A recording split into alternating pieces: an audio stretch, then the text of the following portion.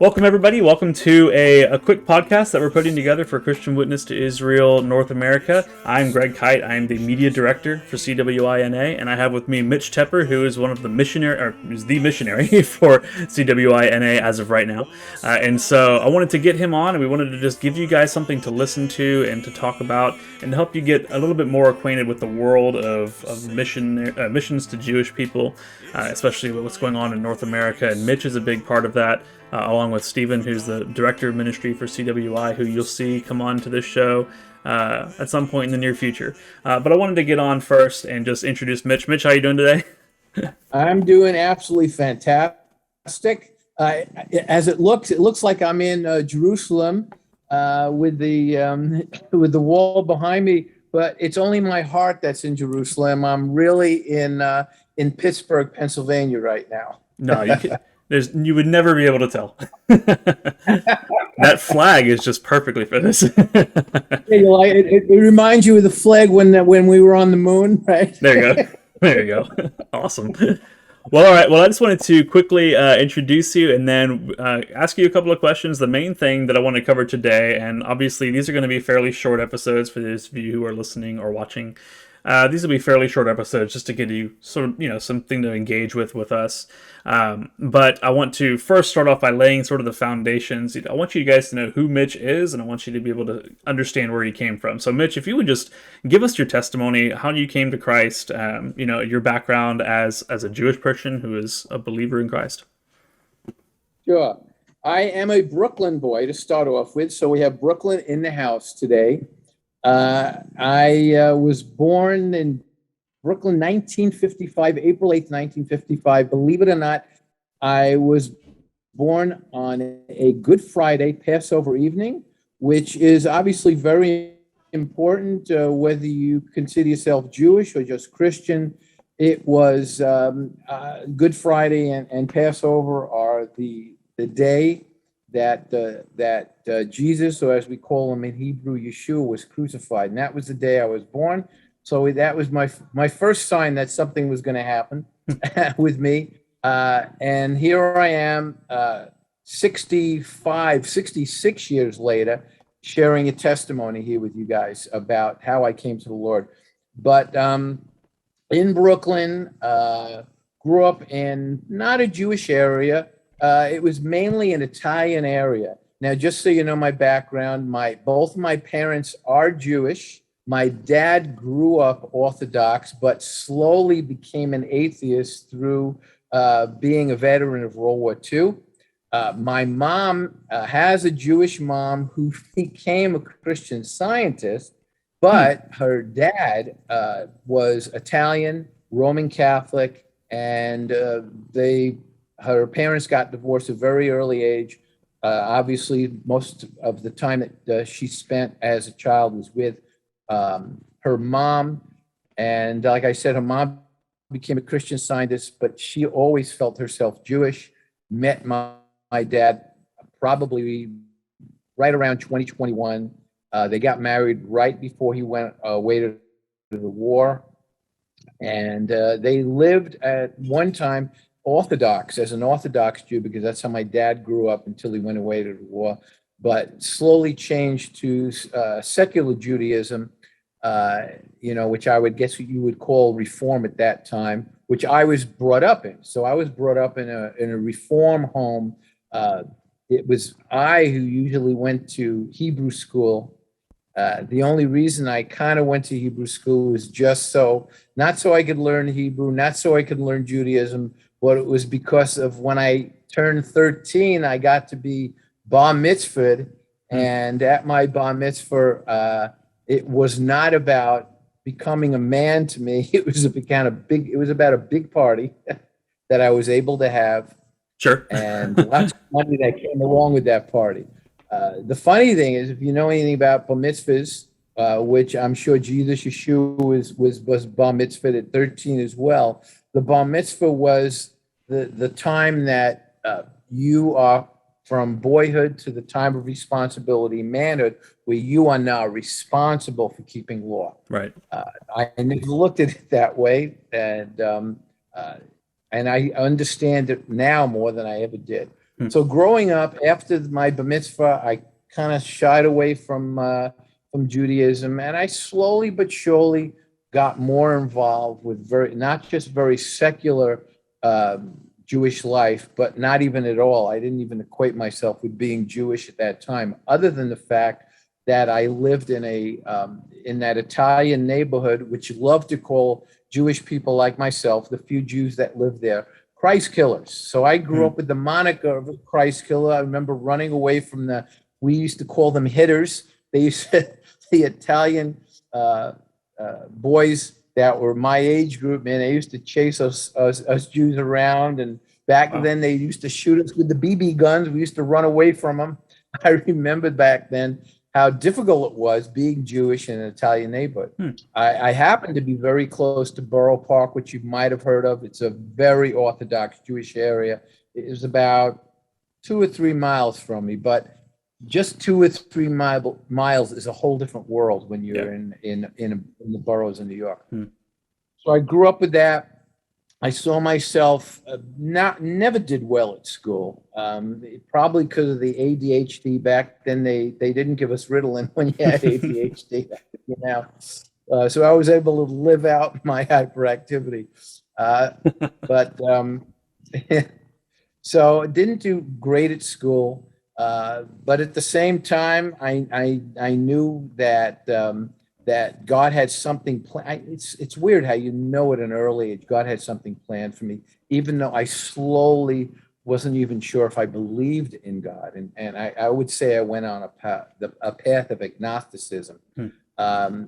Being a child of the 70s, being brought up, born in 55, child of the 70s. My sister was 5 years old. She happened to go to Woodstock. My parents, because we used to be upstate, and before we got on, I told you a little bit about Catskills, and the Woodstock was very close to where the Catskills are. In fact, it would be considered the Catskills near Kingston, New York area. Okay. My sister went to that. My parents said I couldn't go because I was only 15 at the time, and 69, yeah, and in late 69 or 14 and a half, I guess, when they had Woodstock. So I wasn't able to go to that. Really bummed me out, but I did get into the whole, I guess you would call it the sex, drugs, rock and roll of the 70s. That's what kids my age were doing. So I got involved with that. And even though I did not have a remarkable high school record, I was able to be accepted into American University in Washington, D.C. I spent 2 years at American University in Washington, D.C. And as I was there, I floated away from a lot of my beliefs as a Jew and got more into Eastern philosophies, got into that whole scene. I was at school for about 2 years in Washington, D.C., had some experiences. Well, maybe we'll talk about them later, but not today. Let's put it this way. I did not graduate American University, came back home after 2 years to Brooklyn and continued with that same, counterculture lifestyle that I started getting into right when I went away to college. My friends who were still in Brooklyn, because I went to DC, they all stayed in Brooklyn, went to some community college in Brooklyn when I came back. We were still living that lifestyle. I will even admit to being a Deadhead back then. I still don't mind listening to the Dead, but I was a Deadhead back then. Still continue to do the whole counterculture, sex, drugs, rock and roll thing, and then realized after some bad experiences, I just wanted out of this. Yeah. Meaning I was done with the drugs. I knew I was supposed to look for something else. All of a sudden, everything had a deeper meaning to me. I would listen to music, and instead of it just being good sounds and good times, I knew there was something deeper that I wanted to see. I would look for it in the music. I would look for it at every part of life. I would see things. In other words, I will admit this, that even though I know that drugs wasn't a wonderful thing for me to get involved with, it did put me in a position, even though I was trying to stop doing drugs. It put me in a position to see things in a deeper Sure. level. Some providence of God and all that. Yeah. It's the way God works, Mhm. and God used that in my life to have me see things in a deeper level. I realized I did not want to be with the guys I was with. I did not want to be at home anymore. My parents, you know how it is with kids. As a teenager, you don't feel your parents, and by now I'm like 20. You just don't feel your parents understand you. Mhm. Will Smith sung about that, didn't he? You don't feel your parents. Parents just don't understand. There you go. You don't feel your parents understand you. I didn't want to live the lifestyle my friends were living. I wanted out of that. So what was the choice? I'll go to California. So I literally packed up my bags. I didn't move to Beverly Hills, but pretty close. Now I'm starting to sound like the Beverly Hillbillies, right? But I picked up my bags, drove, and I got some people to drive with me that I never met from ads. But I ended up in California alone, and didn't know what I was going to do with myself. I just knew I had to get away. Mhm. So here I am in California. I had money saved. I was on unemployment from my previous job before I left, and but didn't have a ton of money, and figured, what am I going to do now? Well, I thought about certain things. I'm 20 years old now, almost 21, and I am going to go back a little bit to explain one incident that happened that's very important. When I was still in Brooklyn, before I went to California, I went to a mall. Believe it or not, the mall that I'm speaking of, Kings Plaza, is very, very close to where the Brooklyn Nets play today, who I absolutely adore. And the Barclays Center is right there. But I went to this mall, and in the mall, a Jew for Jesus sees me, and it was my first encounter with a Jews for Jesus. He must have seen this wonderful profile of mine and said, "There's a Jew." Went right for me, and he started talking to me. About Jesus, and he handed me a tract, and I guess I knew Jews for Jesus were around, because when you look on the floor of the mall, there were Jews for Jesus tracts everywhere. Sure. So Of course. you Right. know you're close. You can sniff them out. There are tracts everywhere on the floor. So this Jews for Jesus, he's talking to me about the Lord. And at that time, like I was saying, I was into the Eastern philosophies. I was reading Kahel Kabran and the Prophet. I was listening to Mahatma Gandhi. I was doing the Maharishi's TM, which is the same thing that the Beatles were doing. So I figured, how bad could that be, right? Sure. The Beatles Right. were doing TM. So They didn't do anything bad. Well, I didn't realize I was chanting the name of a Hindu god over and over for 20 minutes. Who knew? So I was doing all this, and this guy was saying, all these guys have pride you're talking about. Now, get out of here. What do you mean they got pride? I didn't even understand what that meant, they had pride. They seemed like humble people to me. Mhm. So we're talking, and finally I was like, I had enough. I said, I had enough of this. And as I'm walking away from this Jews for Jesus, he turns and says to me, I know somebody who didn't accept Jesus and died the same night.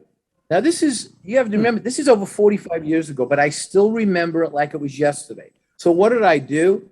I got in my car, I ran home, read the tract that he gave me, and said the sinner's prayer. And then the next day went on with my lifestyle, even though, like I told you, I was trying to get out of that.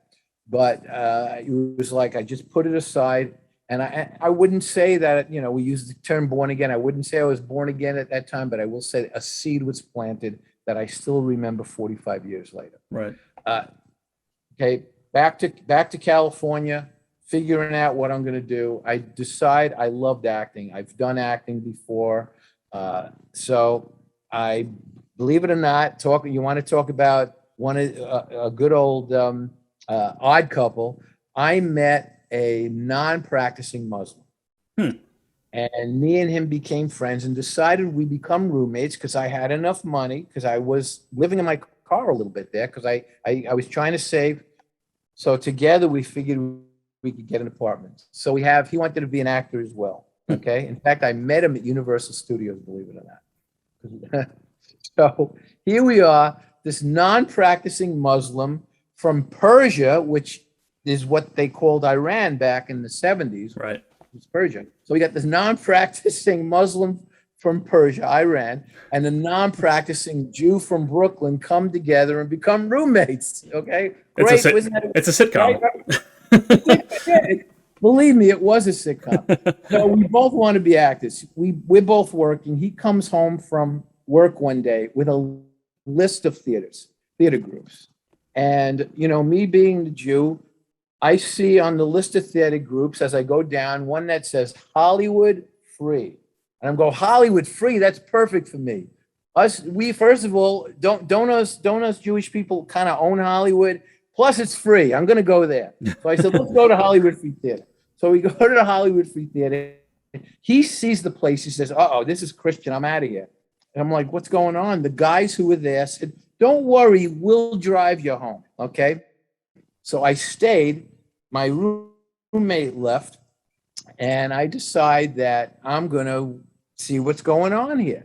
I recognize people's faces as character actors that I've seen on TV. And they were also obviously Christians.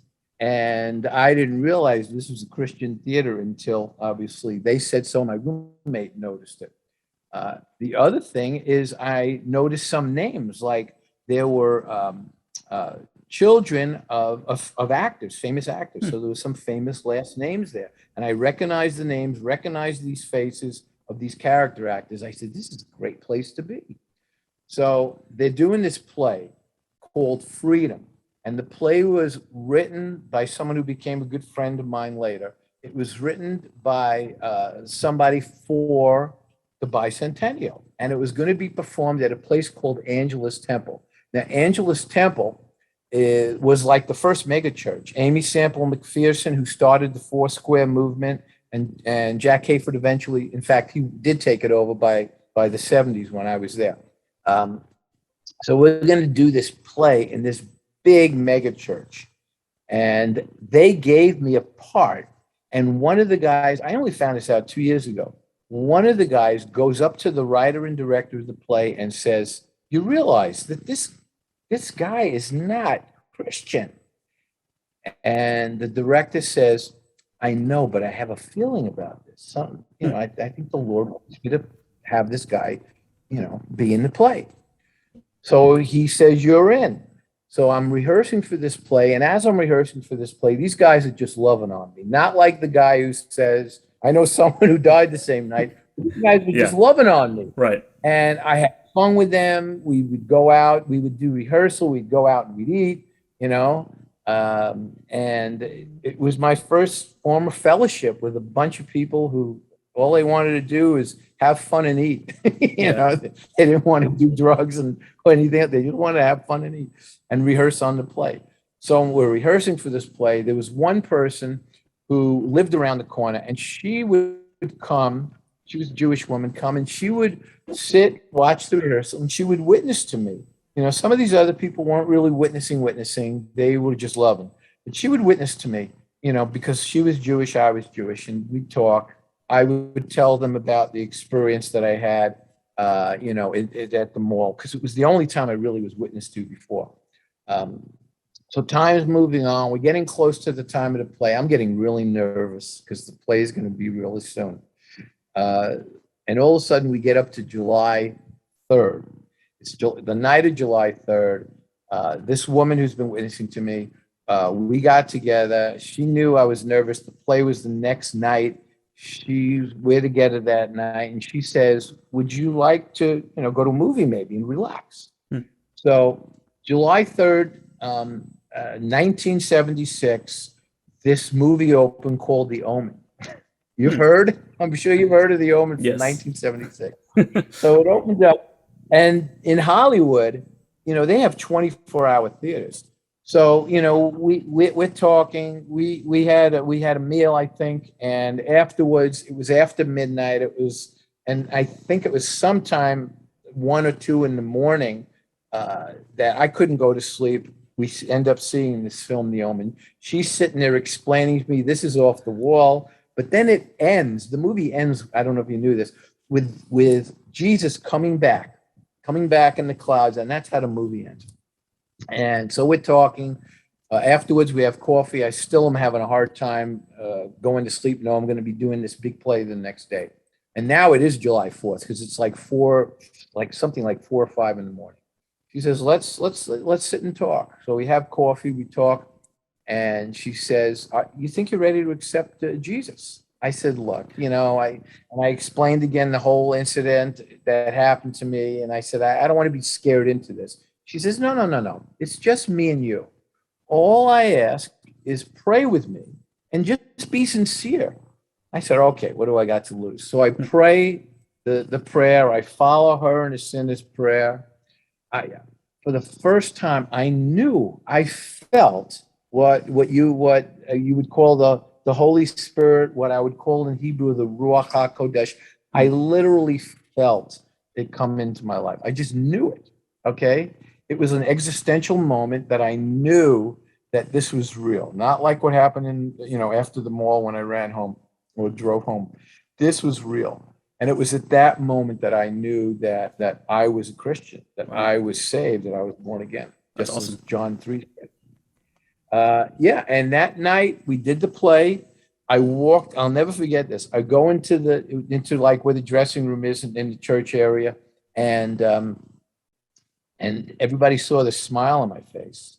And they knew something. And I said, well, I accepted Jesus last night. So I accepted Jesus before I got on stage for the play. It was amazing. Yeah. So the play, they have afterwards, after the play, the stage party became like my born again birthday party. It was awesome. And so it was at that time, and that was 45 years ago on July 4th, 1976, the country's bicentennial. I got saved, and I guess the rest is history. That's awesome.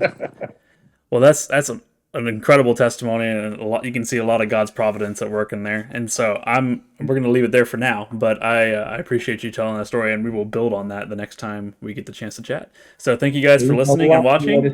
Yeah, definitely. Thank you guys for listening or watching, and we'll see you in the next episode. Well, God bless you. Thank you so much.